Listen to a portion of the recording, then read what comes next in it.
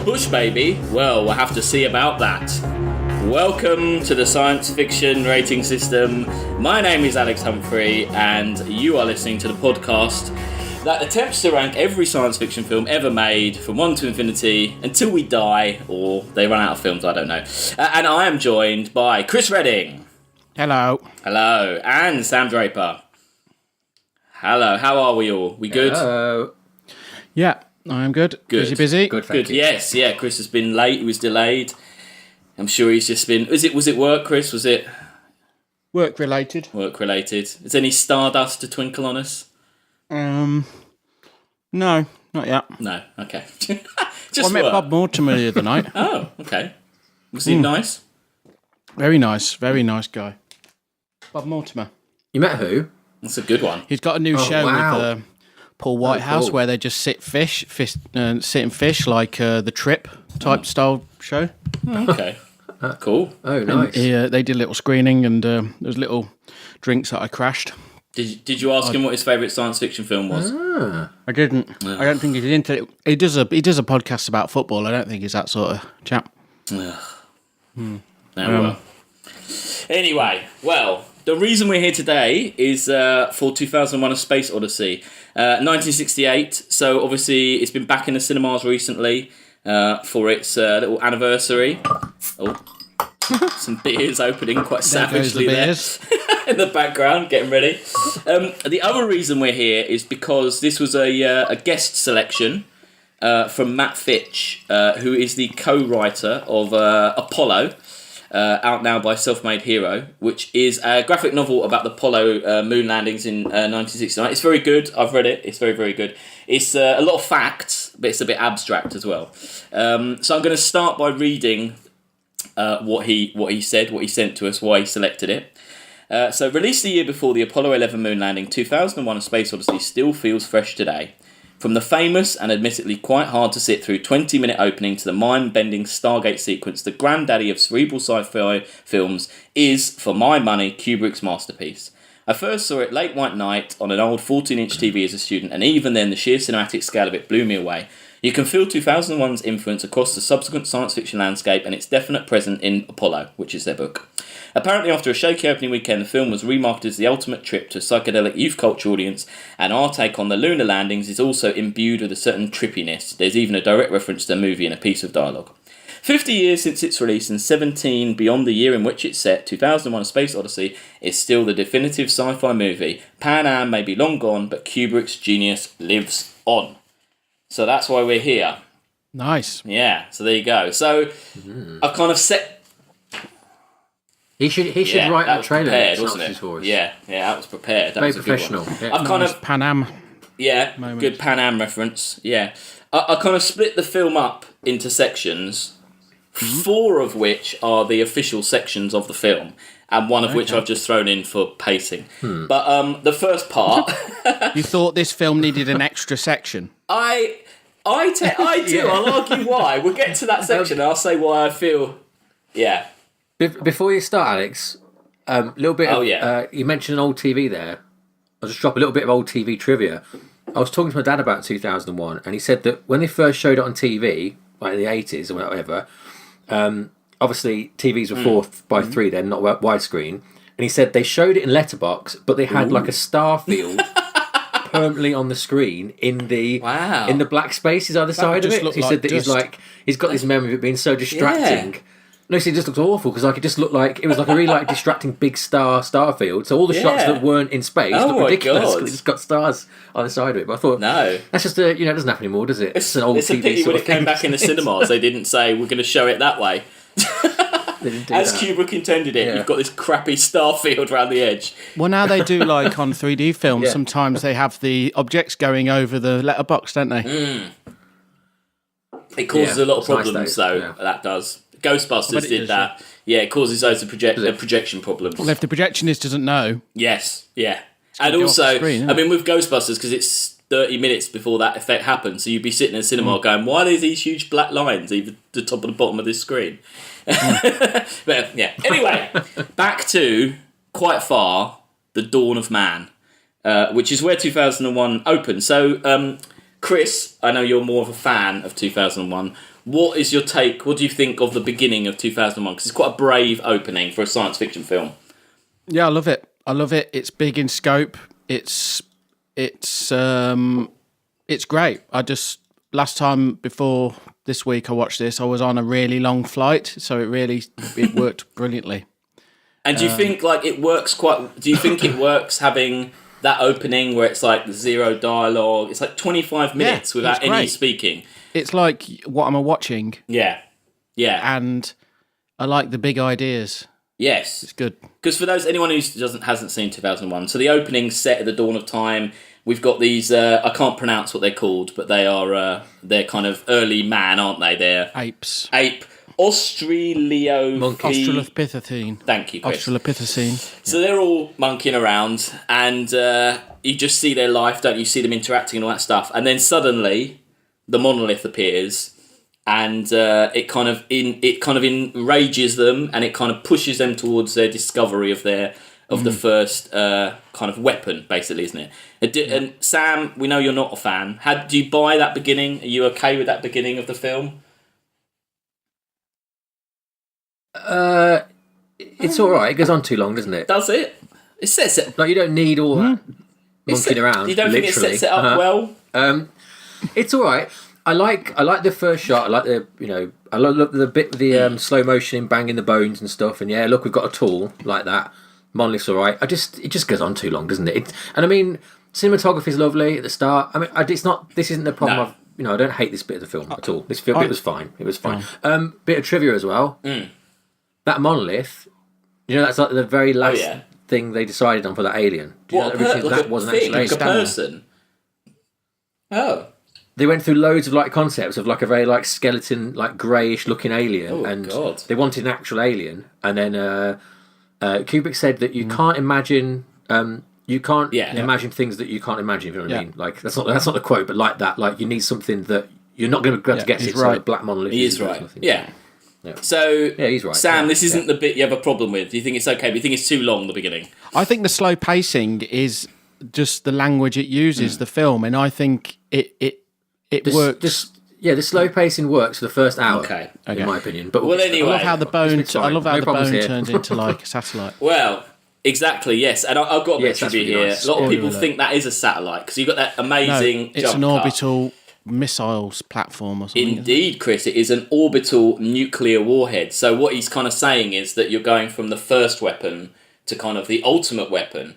And did you know as well that one of the original ending was that the Star Child, spoilers, but was going to detonate. There'd be loads of these orbiting nuclear things around the Earth, and he would blow them all up, thus kind of freeing mankind from nuclear dominance. But to me, that's quite telling. Well, he didn't want to do that because he thought it was too much like Dr. Strangelove to have a load of big nuclear explosions.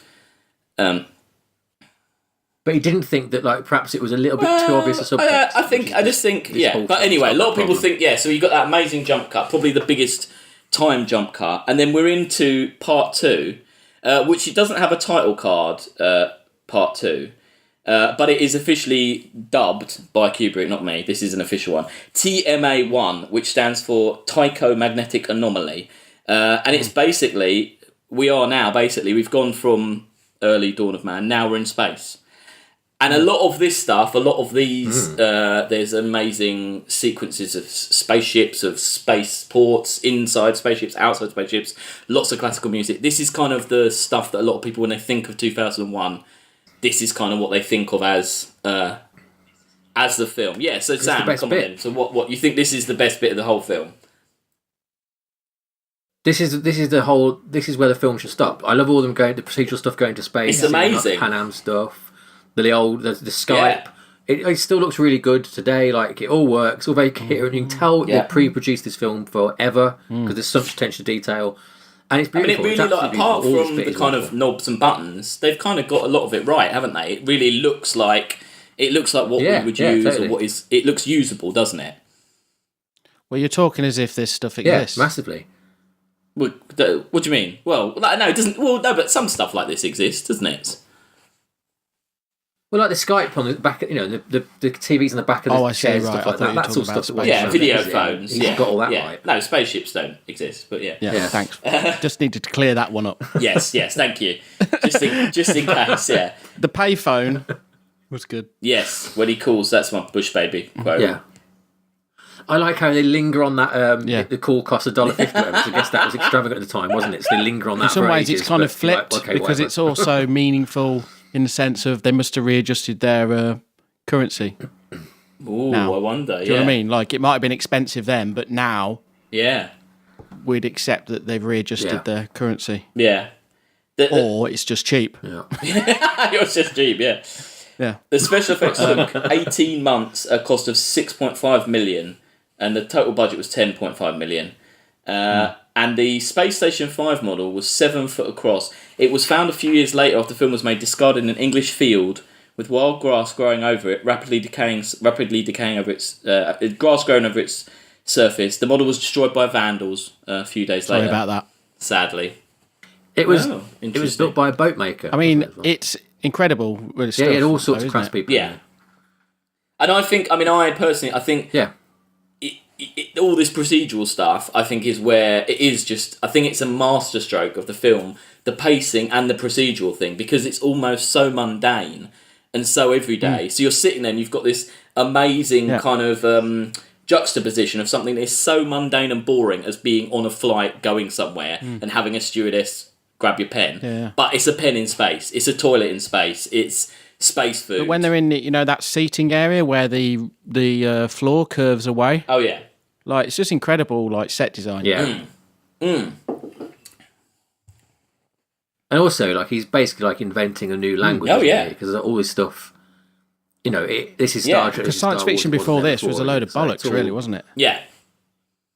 Yeah, just like slime monsters and Doctor Who villains, isn't it? Yeah. If you go on IMDb, they've got the entire instructions for the zero gravity toilet, by the way. You can read... Oh, cool. Yeah, so you can get that. There's a sono shower. It says, to use the sono shower, first undress and place all your clothes in the clothes rack. Put on the Velcro slippers located in the cabinet immediately below. Enter the shower. On the control button to your upper right, upon entering, you will see a shower seal button. Press to activate. A green light will be illuminated immediately below. On the intensity knob, select the desired setting. Now depress the sono vac activity lever. Bathe normally. So, yeah. But he said that was a joke. He did admit that all that toilet in space thing was a gag. But it is all written on it. While on this section as well, this has got my favourite shot in the whole film, which is the woman, the hostess, taking the tray onto and rotating. And that doesn't make any sense on that. Which I think is really good. Ship, does it? Because that one doesn't even spin, does it? On that ship. No. No. Yeah. That's true, actually, yeah. Does she have, like, Velcro shoes or something? Oh, no, because it isn't... Yeah, they've all got grips on their shoes. You see a very big close-up of that. Yeah. She's going into the pilots, isn't she? That's what she's going to. It's a bit later on, isn't it? It's when they're jetted off with the bloke to go to the site, isn't it? So she's doing the actual... The section is... Yeah. Yeah, also, sorry, one other bit about that. Like they filmed it with the camera. The camera's turning, she's not, obviously. If you right at the end, you see her like stumble, like she gets... If you look for it, you can tell that it's like not. It breaks the illusion just for like a half a second. But you have to be told. Only if you're told about it. It's funny that in this section, the bit I never liked was when he has a chat to the Russian scientists. To the guy from Reginald Perrin, him. Yes, him. And I never really liked that bit, but watching it this time, I actually quite like that bit because again, it's quite odd, and you are at this point really just wondering what the fuck is going on, and it's kind of all the kind of again they're really polite and they're very like kind of. They don't really talk about it and they kind of skirt around the subject. And then kind of next thing you know, you're in this big meeting where they're discussing. Yeah, it's good. I think it's a really clever scene because they're Russians, aren't they? So like in a minute, it's told you the whole history about, the Cold War's ended. And then the next thing, and then you're in the base and, and they're admitting that they're hiding they found the monolith again on the moon base. They're hiding it from everyone. They don't want people to panic. The plot Kubrick, just kind of surges up at this point, doesn't it? The orbital rocket, the orbital nuke launcher, has got a German flag on it. Oh, okay. So, what's Kubrick saying? I don't know. Yeah. So everyone's agreement that at this point still it's a great film. We're all still loving it. It's great. Great. Brilliant. It looked good though, didn't it? I mean, I saw I think incredible. It's a Blu-ray version of it, and it looked really, really good. They hold up, they don't they? The effects still hold up. If you ever go on Tested, Adam Savage has gone to town on making them spacesuits. Oh, wow. They wear, where they go and have a sandwich. You know, they got little sandwich boxes. Oh, yeah. And then he'd made 2 of them, and him and Chris Hadfield wore them at Comic-Con. Oh, wow. And they even had the sandwich boxes, and it even had like a water cooling system in it. It's mad because otherwise they were just burning up. Yeah. The other kind of, I guess, the end of this section is they head to the monolith, and so we see it again, and we're kind of tipped off that something's going to happen, and then you get that music as the kind of resident music link. I love that music. I was going to say, both having scored a film and had a film scored. What do we think of the music of the film, Sam and Chris here? Brilliant. Yeah. Brilliant, but he needed more cues. Like he uses that Legati bit. The voice really good, but he uses it I kind of like how it goes sparse and like conversational though. Well, like when they're on the space station, then they're just there doing like businessy type things, and it makes it very empty and sparse and not having any cues. I really like that because it makes it normal. I mean the music is its own character, isn't it? It's because like space is silent. Human life is like procedural, and then. Like the events, the plot is the music, isn't it? Really, it's kind of it's the emotion where it's the one like the oh my god, aliens. You just needed more. I mean, that kind of weird chattering, whispering, kind of almost religious, angelic but horrific music is pretty scary. It's a great it's a great use. Yeah, it works really, really well. Oh yeah, it's great music. So part 3 again. This is Kubrick's parts. Jupiter mission. We're suddenly 18 months later, and we're on the ship. We've got new characters now. Dr. Floyd, who was like basically seemed to be the only character in the film, who was the one heading up the kind of investigation into the monolith. He's disappeared, and we've got two new characters, Dave and Frank, and they're on board a ship. And they've got Hal, obviously, the robot. And I think it's a really clever bit of a really clever thing to do to have this random BBC 12 show, which basically just tells you everything, but makes complete sense why they would watch it, because that is kind of what astronauts do, isn't it? Like, it's kind of, there's a lot of things, even these days, but especially back then, you'd get these little kind of everyone would gather around the TV and they'd talk to the Apollo, astronauts or whoever it is. It's I don't know if I guess they preempted that really in a way, didn't they? That kind of idea. Well, if you think about it, like this is, it's around the time of the moon landing, isn't it? And they'd already had like this, they were still already televising bits of that. It's the last movie made about men on the moon before it happened in real life. And that's why there are so many conspiracy theories about that basically like Kubrick's, it's all staged and they got Kubrick and, oh God. It totally is. Oh, here we Seriously, come on now. We don't need to have this talk, do we? This could be when the whole podcast ends. Yeah. When I fall out with you. No, it's fine. You keep on living your life, sheeples. Oh dear. Yeah. But he had lots of connections with NASA, though, didn't he? I don't really believe it's a conspiracy. NASA keep a blog, don't they, of all the things that come true from it. I don't know if it's still everything from the film that had happened. Or it's the opposite to Armageddon. Yeah, where they're trying to tell you, that's not going to happen. Yeah. When you join NASA, there's a test and there's about 500 things wrong with Armageddon. Yeah. It's also the introduction, obviously this section is the introduction of Hal, which is, I would say, one of the greatest characters of cinema history.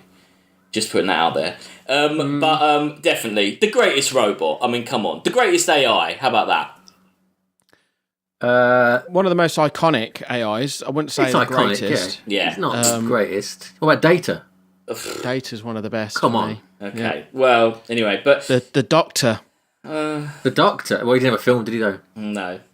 Well... What are you talking about?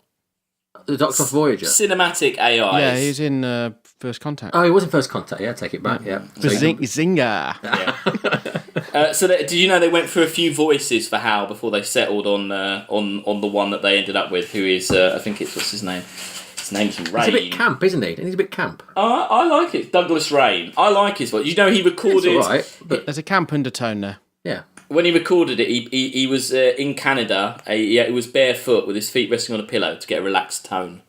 That's how he recorded Hal's voice. Lovely. But before Hal, Hal was originally called Athena, and it was a female voice, but they threw that out. Then they had a guy who was a guy called Nigel Davenport, and his English accent was too distracting, Kubrick thought. So he got thrown out. And then the assistant director read the lines, but he was a Cockney, so it was all like, better take a stress pill, Dave. Like, it was all just... just like all the lines like, I'm sorry, I can't do that. No, you don't fucking do that, Dave. I can't do aliens. that, Dave. Can't do that, Dave. I can't do that, Dave. I'm losing my mind, Dave. I'm losing my mind. Don't be a mag. Daisy. Yeah, so that didn't work. So then they had to, go. They went with what they did. But I think Hal's a great character. But I found it very hard to watch this film without thinking that Hal was evil. But in a way, Kubrick invented this kind of evil AI concept, didn't he? I would say.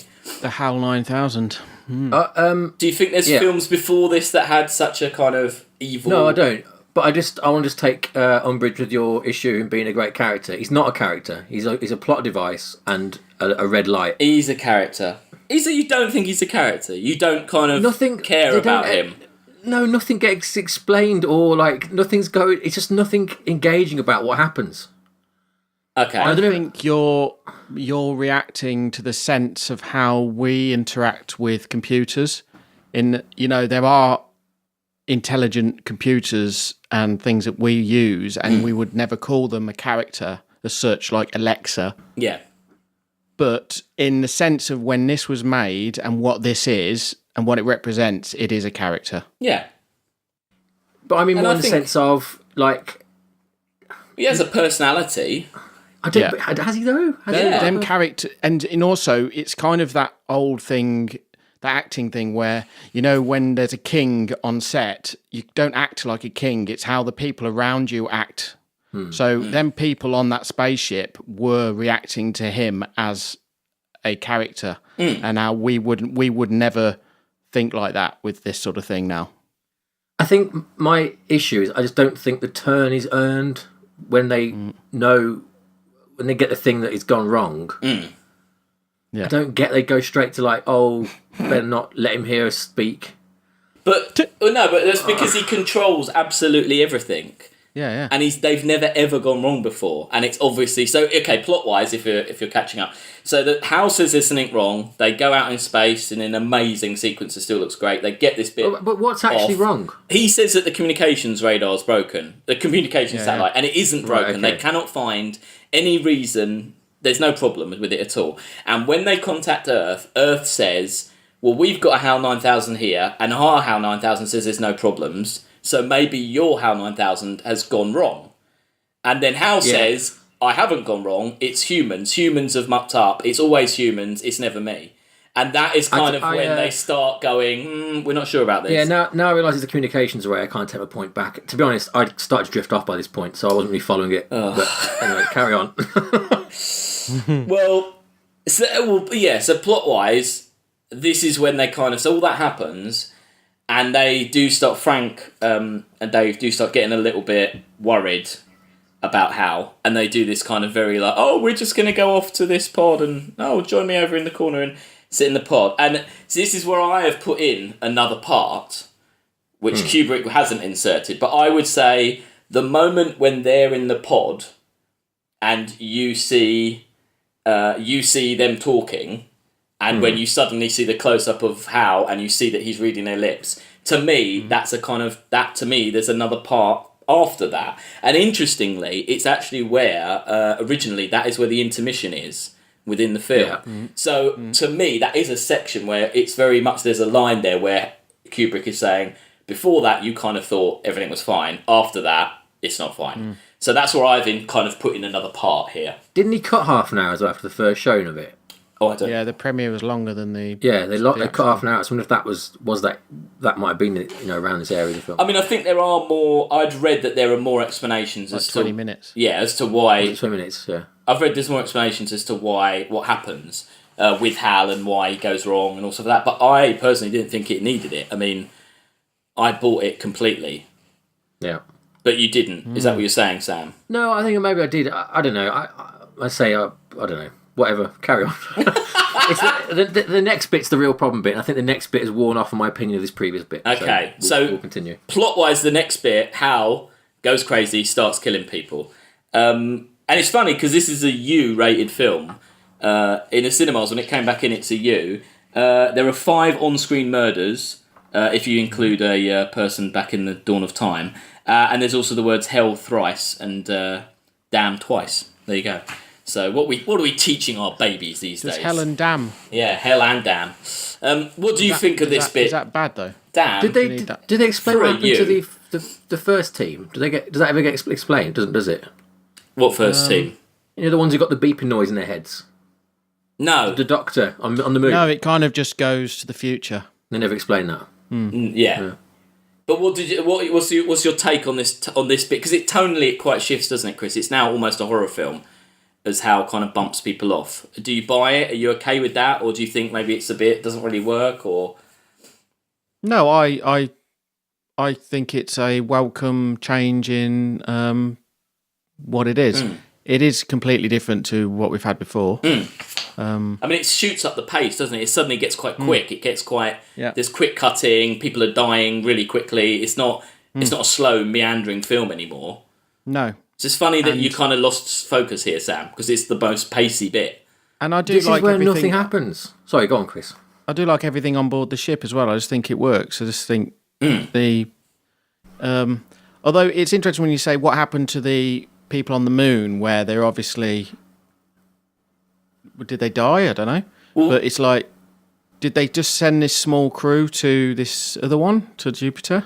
Well, it's when the message that you see. So again, after Hal bites it. Plot-wise, yeah, when Hal bites it, and I find that scene actually quite upsetting. Like it upsets me that bit. But hang on, before you get to this, you're skipping over the real where it goes wrong for me. Okay, tell me, Sam, where it goes wrong. All through this bit, there's a lovely there's like a little whining noise when it's in space, isn't there?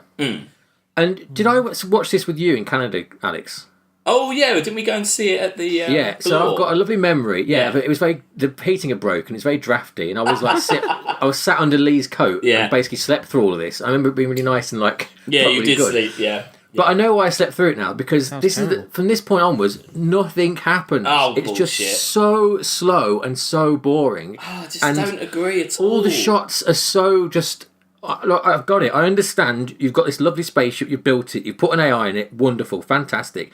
But nothing is going on, and then it just replaces nothing with nonsense at the end. This is the problem with this film. What do you mean? What do you mean nothing? It's just like wanking over a panoramic shot. They're not. They die in about 2 seconds. That guy floats off for ages and ages. That's boring. Like, as soon as he's gone, you know he's gone. Oh, he goes, and they just keep cutting back to the other guy. But it's just underlining like the. What it actually means. Yeah, the kind of the horror of that's what you would that's what would actually happen if someone you would try and get them back. But I know that in 2 minutes, they need 15 minutes of it going on, and then when he kills the ones in the tanks, whatever, that doesn't take long anyway. And then you just got that guy walking around really slowly, deactivating a computer for ages and ages and ages and ages. It's funny because I don't find this bit slow. I think this is the quickest bit of the film. I think this bit races through. Like, it's really odd that you find this bit the slow bit. Yeah, this is the real. I mean, how long did it last? Do you know? No, I haven't got the timings of this bit, but because it feels like this is like 4 times the length of the first bit. But I bet it isn't. Is it? I bet it's like 20 minutes, isn't it? But I don't know. It just completely loses me here. Yeah. Well, sadly, Sam is that Sam's opinion, but also sadly, Hal dies. In an amazing scene. I love that scene. I think it's brilliant. And like I say, it upsets me. I think it's kind of both horrific and kind of upsetting at the same time. But from at that point... I don't like that way of killing a computer and it just goes... No? Oh, yeah. Yeah, come on. How would you do it these days? What would happen this would have been the first attempt at that, so, you can let them off. Yeah. But, when I was... What did I say? Oh, iRobot... Like, yeah, you know, they do the same thing. It's like just a sound design as an idea. It's just like really crap, isn't it? Yeah. No, fair enough. It is very old-fashioned. But it's at this point that Dr. Floyd returns with a pre-recorded message saying that in fact the entire mission has been to go to find this monolith. It wasn't to go to Jupiter. It was that the signal that was being sent from the monolith on the moon was going out to this out to the moon of Jupiter, and that this mission was to go and find out what that was. You know, what the intelligent life was, and I guess that's the answer to why Hal went mad, because he's in possession of this knowledge, but the other crew aren't in possession of this knowledge. I don't know why. Maybe that bit is a bit mysterious. But then we move to the final part 4 for Kubrick, part 5 for me, which is Jupiter and Beyond the Infinite. And this is the bit most people have an issue with. So Chris, as the positive energy, do you have an issue with the end of this film, which is pretty trippy? No, I like the symbolism. Yeah. I like the abstractness of it. Yeah, me too. What's the symbolism of the hotel suite? I don't. It's like, familiar, isn't it? It's something an familiar, alien has but taken his idea of what a room is. Yeah. In whatever abstract thing that might be. Yeah. It might have been somewhere he'd visited as a child. Yeah. It might have been something he'd seen on TV. Yeah. And also, it's the thing of how else. This has been covered in Star Trek many times as well. This thing, this idea of this. Yeah, of them using your own brain to and also in Star Trek they'd explain it though. But why does it need an explanation here? So Sam, what do you think of the end of this film? Do you just not like it? I agree. It doesn't need an explanation at all. And I've got no problem with that, of it being abstract like that. I just don't find it in any way entertaining or interesting. And I just think it's slow for the sake of being slow. I don't think it needs to be as long as. I don't think you need to go down the Star Tunnel thing as long as you do. I don't think you need as long as him shuffling around the hotel suite. It just seems like you're just like wanking over his camera. That's what it feels like to me. I just disagree. And I get like how he didn't exist before, and so he's creating all this language sort of stuff, and I get that. But I'm not in 1968. And really, like when I was watching it, I was thinking, Kubrick. no, not that. But like, you know, I can only watch it as who I am, can't I? And what has shaped me. And as I was watching it, I was thinking, I like this slowness, and I think what it is for me. Alien is this film done right, because Alien's a slow procedural film with lots of like slow space stuff, but only with a plot in there, a proper plot that builds to something good. But Alien is a monster movie, right? Yeah, it's much more than a monster movie. It's like it's much more than that, and it also a lot of it, what it is built off 2001. So I get that. Yeah, and that's what I like in here is the genesis of that, the slow moving monoliths in space and the procedural stuff. But I think. Just for my taste, isn't it? Like, I think Alien does for me what this does for a lot of other people. I don't want that wanky nonsense at the end. If I want abstract bullshit, I'll go and watch The Fountain or something. I'll go and watch something. But I just don't agree that it is that abstract. I just think it's. I'm with Chris. Like what? Like that's just kind of what else are you going to show at that point? Like, you know, if we think of Mission to Mars, which basically rips this off abysmally, and a lot of other films, how else do you show that journey into something ununderstandable? No, I don't necessarily think you can't. That's why I say I've got no problem with it per se, other than I find it boring. I think it goes on too long. That's my problem. I agree with you. Like it works as an ending, I suppose. You know, Star Child is pretty ridiculous, but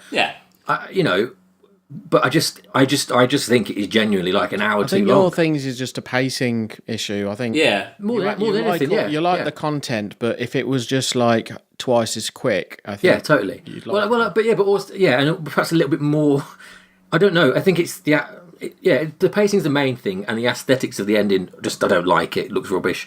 But what do you mean it looks rubbish? What, just how, like the journey or the room, or you just don't think it? The makeup on his face is terrible. I don't like the design of the room. I don't like the shots of that room. Him like shuffling about, looking at himself and stuff. I just don't enjoy it. But I do think though, just because it has slowed down to such a crawl, I'm just not on board. Like I'm just so turned off by this point. It's just not to my taste, is it? That's all it is. No, just taste. I guess. Are we to believe that he's been there for the rest of his life in that room? I think so. It feels like it. Yeah. Yeah, I think you are supposed to believe that, yeah. Or that his life has been, or that the movement of those shots, which are quite quick, really, that is his life. His life happens in those 4 moments where he sees himself, as it were. And then... See, I think he's kept alive in the room for the rest of his life. Well, it's kind of depressing. The pacing... In 2010, isn't he like in the Star Child floating around Earth or something? In 2010, I can't remember. Yeah.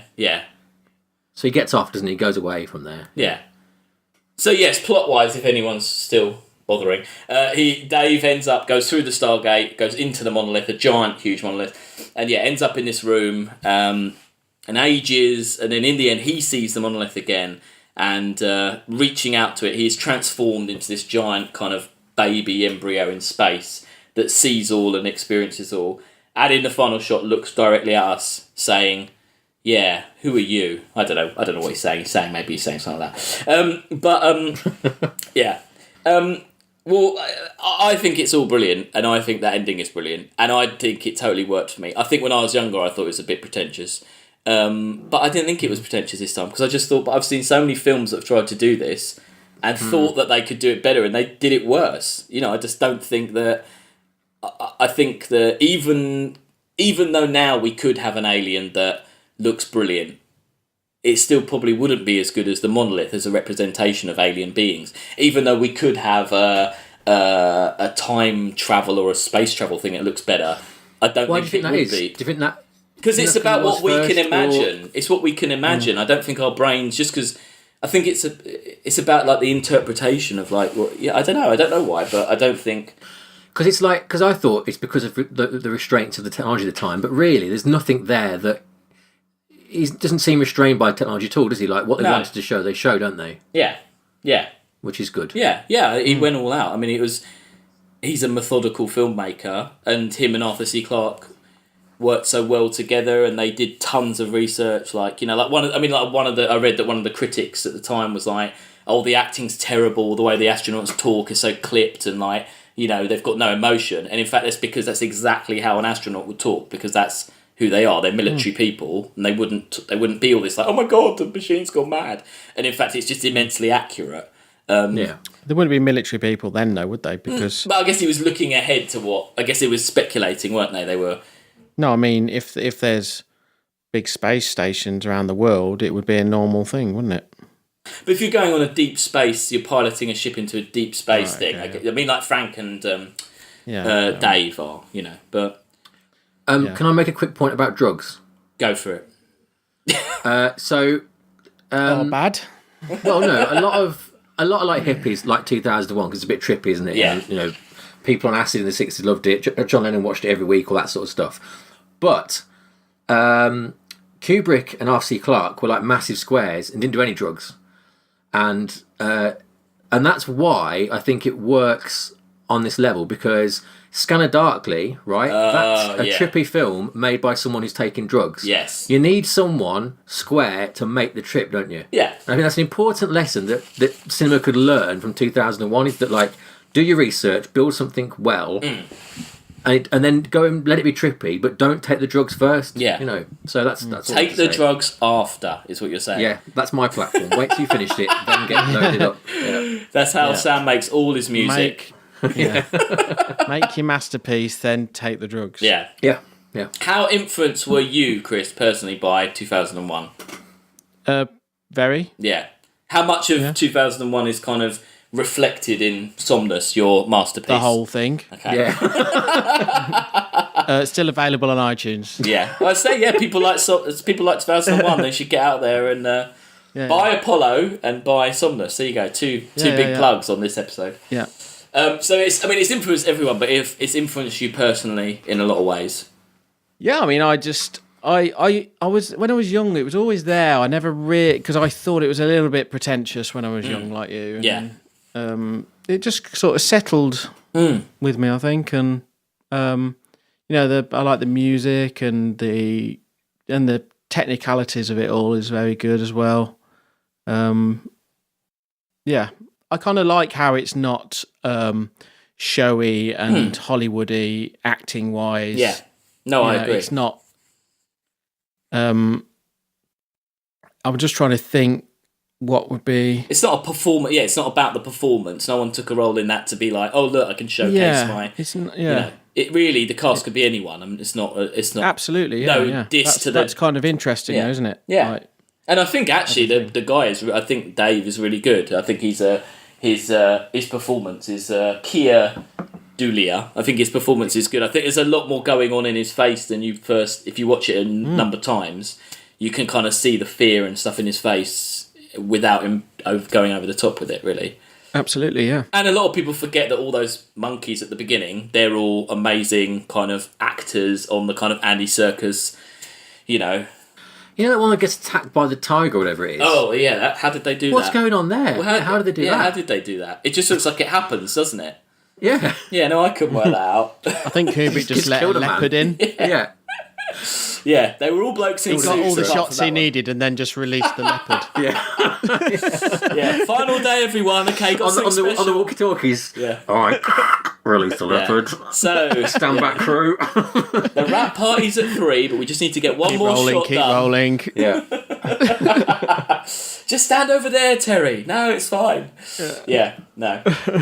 Well, any final thoughts from anyone on 2001? Sam, any final thoughts? Shit. Okay, right. So I'm going to... It's not shit. It's not shit. And like, I don't hate it as much as it's been made out hate it. And I did like the start. But I still think it's deeply flawed and very, very, very boring. So did you like it more this time than the time Sam before? likes more like not really, the Guardians of the Galaxy. No, I don't know. I don't like that kind of thing. No, Smash I don't. blowing shit up. Yeah. No, I hate that as well. What I like is the 1980s. That's what I like. Yeah. Where they had a perfect middle ground. They had Blade Runner and they had Alien. That's it. And Star Trek. Maybe Ready Player One is more your ton of taste. I don't know. Fuck Burn!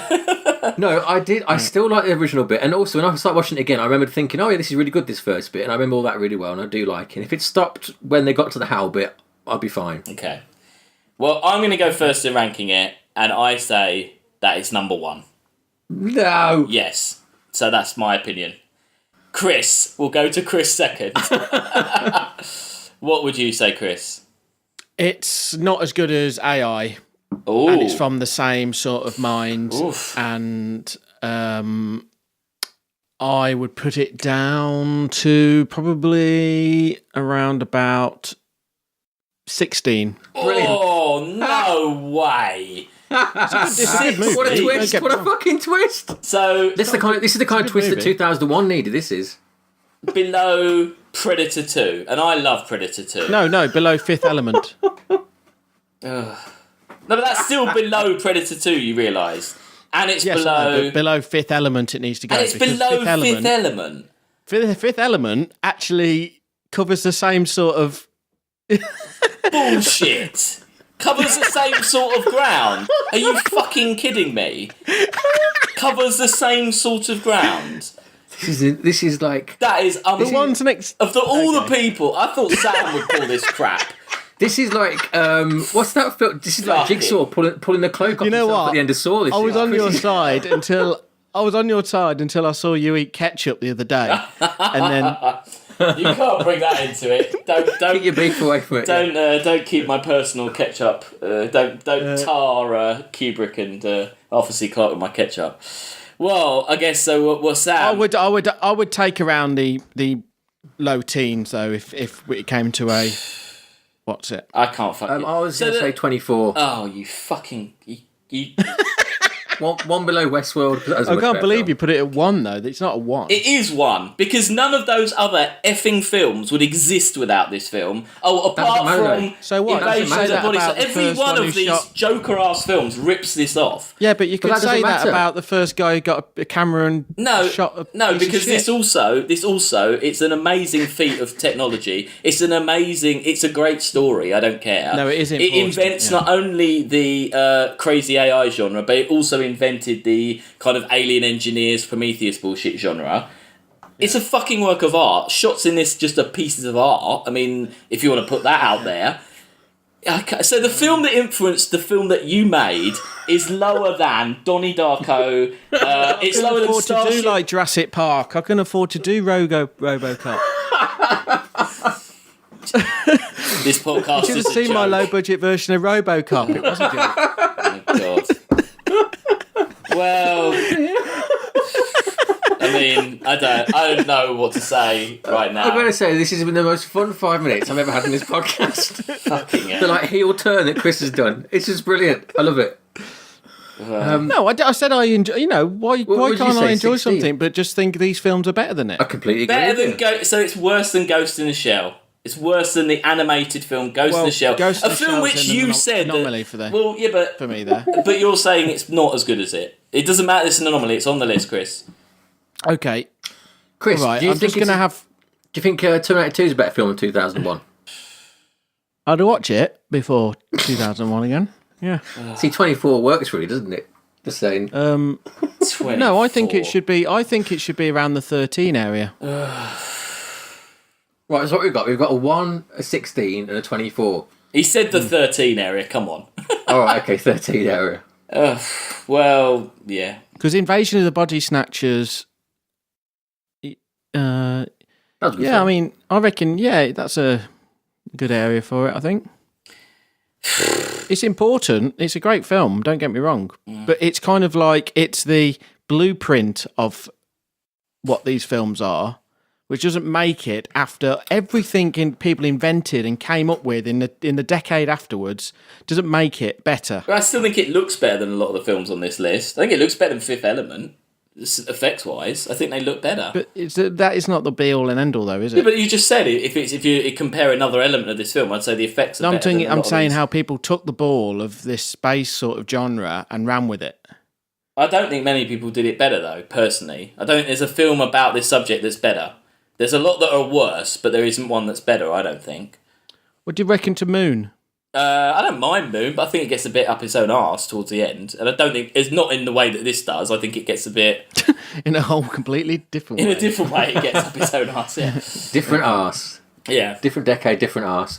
Alex. Yeah, I'm sure before we've made the argument though that we shouldn't count films on their importance. No. It's more what we're watching. Fine. It's a factor. No, it's a factor. We'll take, but even taking that away, I just still think that's what I'm going to say. That's what I'm going to say. If you took that away, what do you think? Visually, I think it's spectacular. I think visually, it's one of the best films on this list. But then I think Tron visually is spectacular, and I got canned for that as well. I think the story is very base. It's great story, but it's very base. We don't feel emotion in this film because everyone talks like a robot. Correct. I don't agree with that. There's no story. There is a story. Do you mean there's no story? No, there is a story, and it's an epic story. But because it's so big, it's kind of too big, and there's no human side to it. No, there's. But you're telling a story beyond the human. You know, but also the dialogue between the characters isn't like particularly good, is it? But that doesn't matter. That's what I mean.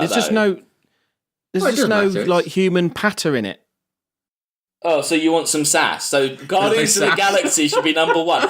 You two are a fucking joke. Is this it? Oh, this is just like you're turning on everything. I can't believe this. Why'd you have to make everything like so? Absolute. I didn't say I wanted sass.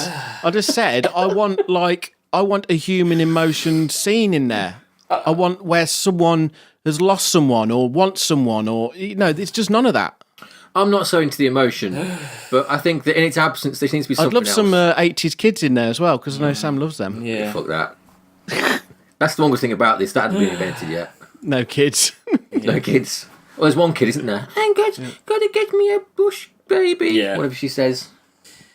Well, I mean, where's it going then? I mean, I don't give a shit now. We'll have to try and find a place. 11. Put it wherever you want, because when it's my birthday, we're doing it again, because I don't give a shit. We'll just be doing this again, because you're fucking, forever. This is ridiculous. I don't care where it goes now. Because if it's not top 5, it's a joke. This is just a joke to me. So put it where you fucking like.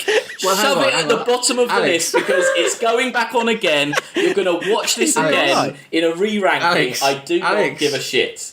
Turn his mic off. Alex. You've made me so angry right now. Is he okay? I can't believe it. I was about to say to you, right? Yeah. Right. I'm going to do a compromise. I was going to say, right, that, like... You know? It can... Alex, I don't know if we're going to be able to record the next one. I'm so fucking angry. Like, you can shove it. Like, I'm so angry right now. This is just bullshit as far as I'm concerned. Listen. What I was going to say to you was, right, because obviously 24, you accept that. That like, I can go higher, but I don't think it can go higher than Star Trek 2, which is number 5. Because, come on, Star Trek 2. Yeah. That took this and went, Khan! Exactly. So, over the top of it. Considering that your passion for it, we'll weight it all the way from 24 and 16 up to number 6. What do you think about number 6? 6 is good. I'd take 6. 6 is fine. 6 will do, I guess. I'm happy with 6. Starship Troopers, I'd watch a million times more than this fucking thing now. No, seriously, if you guys want to put it, I'm angry, but if you want to put it where you want to put it, it's a democratic thing, because I've said 1, you've said 24, Chris said 13, so that's where it should be. I'm fine with that. No, because previously we have taken into account if someone's very passionate about a film, then that does count. That weighs in, doesn't it? Definitely, it does, because this is not a scientific system. No, definitely not. I was very dispassionate about that awful film, that guy playing the guitar on it, and that's why it ended up so low. So you can be passionate about this and number 6. Okay. What was that film called? I can't remember. I just see in red now. That's all I can see. Oh no! Can you... I can't believe I've had this effect. It was such a good twist. Yeah. I'm going to remember this, Chris. I'm going to remember this. Oh no, Alex remembers that. I'll remember this. This is where we end up with Star Trek 5 at 1. Yeah. No, it just means that we're watching 2001 every year until it gets to no, I'm fine with 6. If it had been where you were saying, I wouldn't have been happy. But yeah, 6 is decent. That's great. I'm happy with that. Whew. Are you able to host us out of the show, or are you too angry for that? I'll just for Arthur C. Clarke and Stanley. I think he said we could stick this up our asses. And I think he did. And for we can play this.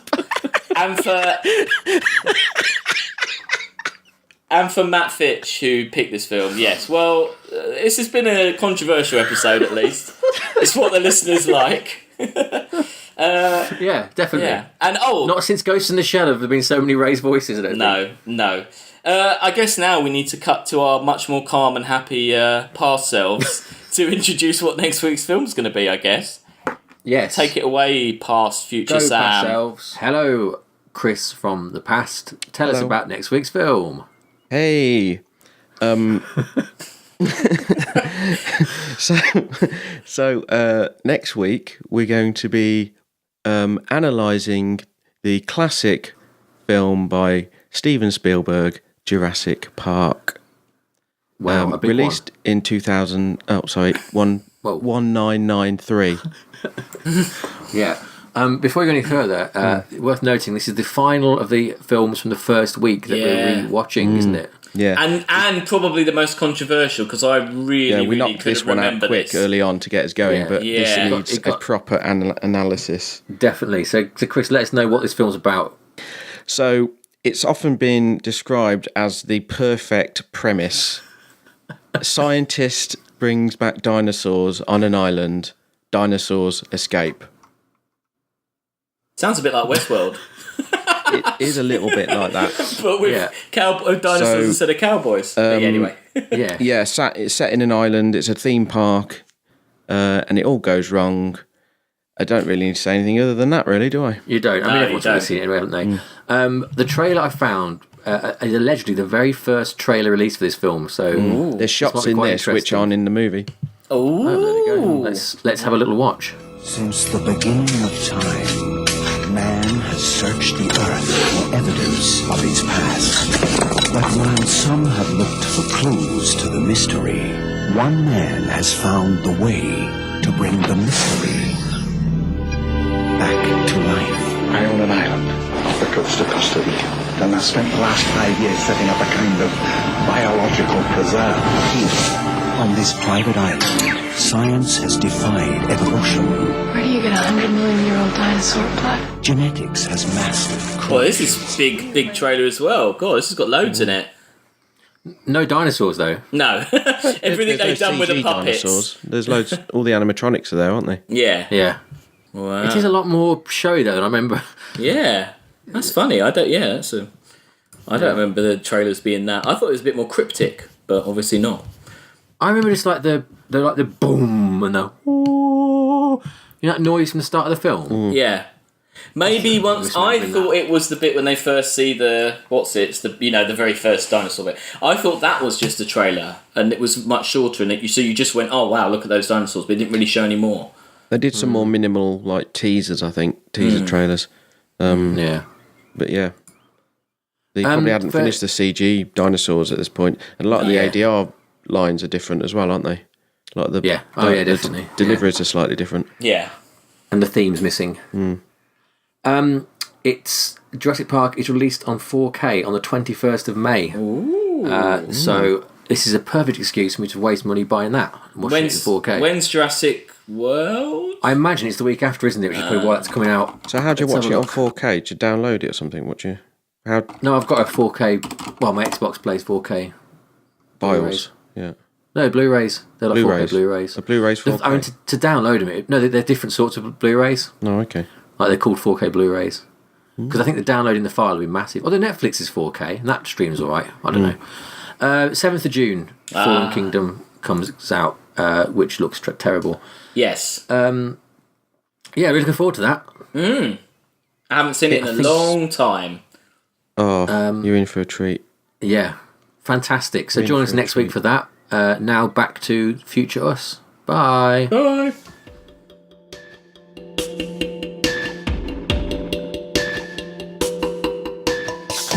So that's our show. Do you need me to say where we are? Well, if you don't mind. Okay. Sorry. You do this to me and then you make me do the admin. Anyway, if you'd like more horrific arguments about films, to listen to more, you can email us and you could suggest a film that we would have a horrible argument about.